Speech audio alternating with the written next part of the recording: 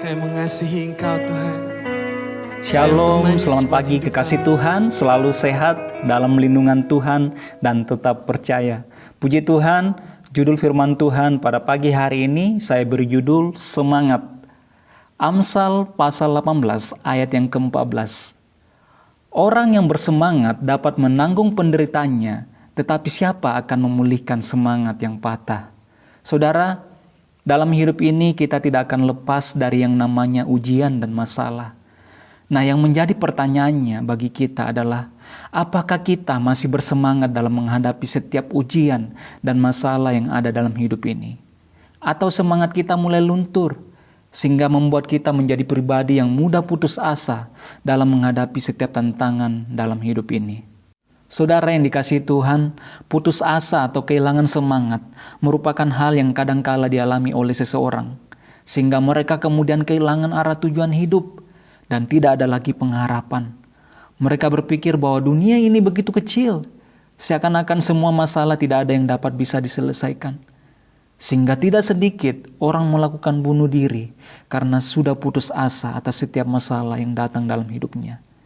Saudara, putus asa atau kehilangan semangat dalam diri seseorang itu bisa terjadi karena ia merasa tidak ada lagi pengharapan. Dia merasa tidak ada lagi tujuan hidup yang ingin ia capai. Ia merasa tidak ada lagi teladan yang harus diikuti. Dan bisa jadi ia merasa tidak ada lagi yang memimpin dalam menghadapi berbagai persoalan yang ia alami. Saudara, saya tidak tahu bagaimana kondisi Bapak Ibu Saudara saat ini. Mungkin ada yang mulai putus asa atau kehilangan semangat. Tetapi firman Allah pada pagi hari ini, Amsal Salomo mengingatkan kita bahwa orang yang bersemangat dapat menanggung penderitaannya. Artinya bahwa walaupun kita berada dalam kondisi yang tidak baik, walaupun kita diperhadapkan dengan permasalahan, pergumulan, bahkan tantangan hidup sehebat apapun, tetapi jika kita bersemangat, jika kita mengandalkan Tuhan, maka kita pasti akan dapat melewatinya.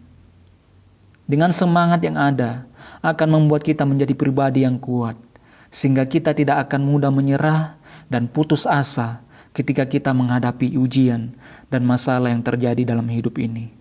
Saudara, saya mau katakan bahwa seberat apapun tantangan yang saudara hadapi saat ini, janganlah sampai kita kehilangan semangat.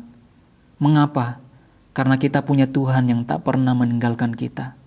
Dia begitu peduli dengan keadaan kita. Dikatakan dalam Yesaya pasal 40 ayat yang ke-29. Dia memberikan kekuatan kepada yang lelah dan semangat kepada yang tiada berdaya.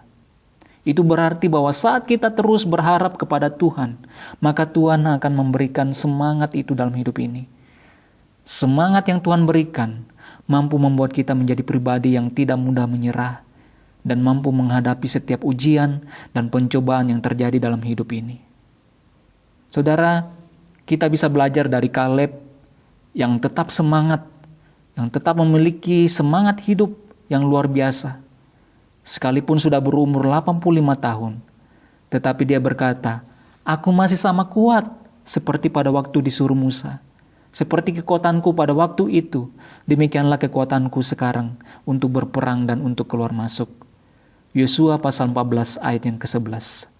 Saudara, Kaleb tetap bersemangat dalam menjalani kehidupannya, karena ia senantiasa mengarahkan pandangannya kepada janji-janji Tuhan. Dikatakan dalam Mazmur pasal 12 ayat yang ke-7 berkata bahwa janji Tuhan adalah janji yang murni, bagaikan perak yang teruji 7 kali dimurnikan dalam dapur peleburan di tanah. Saudara, bagian firman Tuhan ini memberitahukan kepada kita bahwa orang yang memegang janji Tuhan dalam hidupnya, ia akan tidak mudah mengeluh dan tidak mudah berputus asa. Tetapi ia akan terus bersemangat sampai janji Tuhan tergenapi dalam hidupnya. Saudara, Kaleb berusia 40 tahun saat dia diutus oleh Musa untuk mengintai tanah Kanaan. Dan ia terus memegang teguh apa yang Musa katakan dalam Yosua pasal 14 ayat yang ke-9.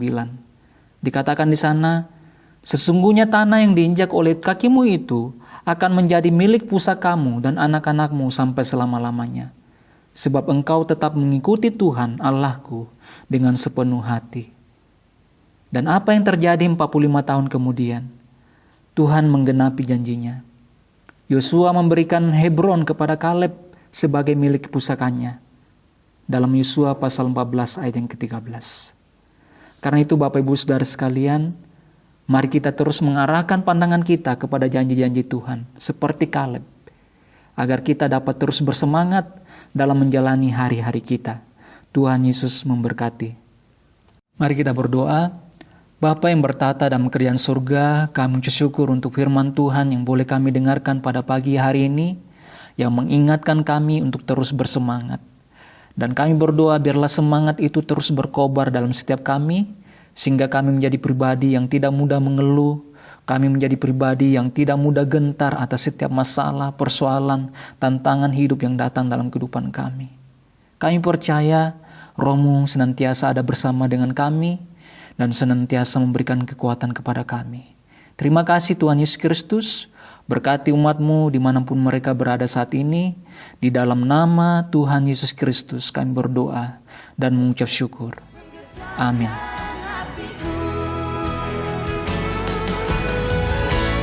Kasih-Mu, ya Tuhan, yang Kau limpahkan bagiku. Lebih dari yang ku perlu, Kau sediakan bagiku. Ku sembah Kau Tuhan sepanjang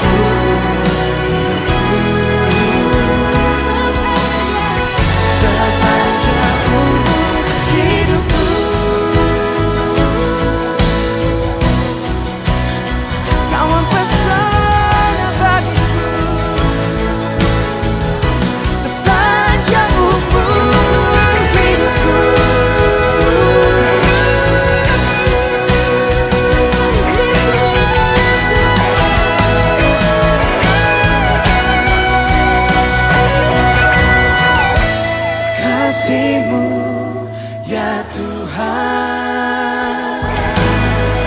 yang Kau limpahkan bagiku.